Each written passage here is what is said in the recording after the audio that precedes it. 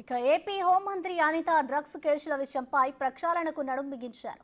Drugs గంజాయి కేసుల విషయంలో పైరవీలు చెల్లవన్నారు. కొత్త చట్టాల రూపకల్పన చేస్తున్నామని, దిశా చట్టం ఎక్కడుందని ప్రశ్నించారు. స్కూల్ సమీపంలోని బార్లను తొలగిస్తామని, డిఫాల్ట్ బెయిలర్లను రీకాల్ చేస్తామన్నారు. నేను డైరెక్ట్గా చెప్తున్నాను, ప్రెస్ చెప్తున్నా, ఏ పోలీస్ డిపార్ట్మెంట్కి ఇది 3rd time are 4th time చెప్పడం. గాంజాయి విషయంలో, డ్రగ్స్ విషయంలో పొలిటీషియన్స్ కానీ ఎవరైనా పెద్ద పెద్ద వాళ్ళు కానీ ఫోన్ చేసినా మీరు ఇగ్నోర్ చేయండి. వీలైతే వాళ్ళు ఇలా చెప్తారని మాకు చెప్పండి, మేము చూసుకుంటాం. అంతే తప్పించి ఎట్టి పరిస్థితుల్లో నా లాల్ చెప్పారు వీళ్ళు చెప్పారని వదిలేసే పరిస్థితి అయితే ఉండదు.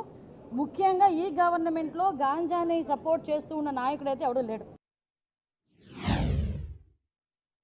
యాక్చువల్గా కొత్త చట్టాలకి అమలు అవ్వడానికి వాళ్ళు ఎప్పుడైతే చెప్పారో పోలీస్ డిపార్ట్మెంట్ వాళ్ళందరికీ కూడా ట్రైనింగ్స్ కూడా ఇవ్వడం జరిగింది. వాళ్ళకి దానికి సంబంధించిన మెటీరియల్ అంతా కూడా పంపించడం జరిగింది. మళ్ళీ ఇంటర్మ్గా వాళ్ళకి కూడా మళ్ళీ కోచింగ్స్ అన్నీ ఇస్తుంటాం. లీగల్గా ఈవెన్ దో ఆ యాక్ట్ మీద పబ్లిక్ అవేర్నెస్కి కూడా మేము చర్యలు తీసుకుంటాం. దిశా చట్టం ఎక్కడ ఉంది? మళ్ళీ దిశా చట్టం అని ఎక్కడ ఉంది? దిశా చట్టం అంటూ ఉంటే కొనసాగిస్తా. క్లియర్ చెప్తున్నా, దిశా చట్టం అంటూ చూపించండి. చట్టమే లేదు, కొనసాగించండి దాని మొహం. దిశా పోలీస్ స్టేషన్లో కూడా పేరు మార్పు జరుగుతుందండి, క్యాబినెట్కి వెళ్ళి తీసుకురావాలి. ఎందుకంటే వాళ్ళు చేసిన దానికి చేయని దానికి క్యాబినెట్లో పెట్టారు, ఏదో త్రూ ప్రొసీజర్ ద్వారా.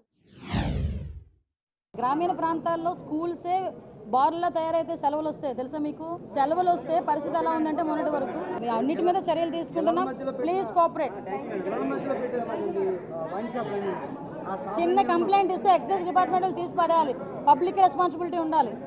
స్కూల్ దగ్గర ఇళ్ళ మధ్యలో కనుక మందు షాప్ ఉంది అంటే మీరు ఒక కాగితం పడేయండి, డెఫినెట్గా తీసి పక్కన పడాలి. నేను అలా తీయించా హైవే మీద ఉంటే.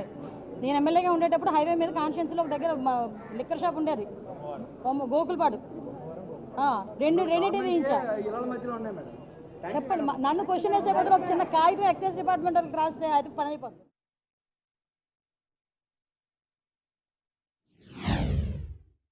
ఎస్పెషల్లీ రూల్ బుక్లో కూడా ఉంటుంది.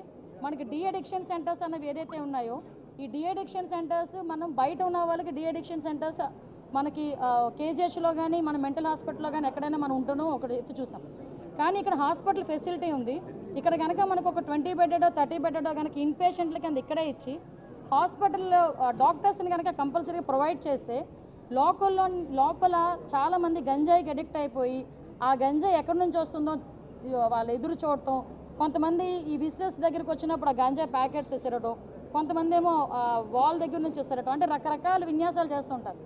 అలాంటివన్నీ అరికట్టాలి అనుకుంటే లోపలే ఒక addiction centre, de addiction centre అన్నది డెఫినెట్గా మనం ఒకటి రన్ చేసుకుంటే బాగుంటుందన్న ప్రతిపాదన కూడా ఉంది. దీన్ని కూడా మనం ఒకసారి లీగల్గా అడ్వైస్ తీసుకొని అది ఎలా చేస్తే బాగుంటుందని దాని మీద కూడా దృష్టి పెట్టడం జరుగుతుంది. అది కూడా జరిగింది.